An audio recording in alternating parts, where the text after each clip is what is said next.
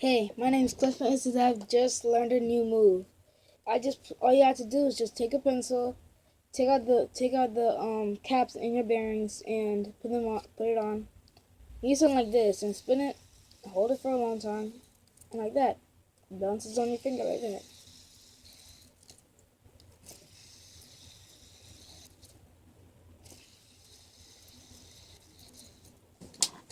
Well, that's it for me. Bye.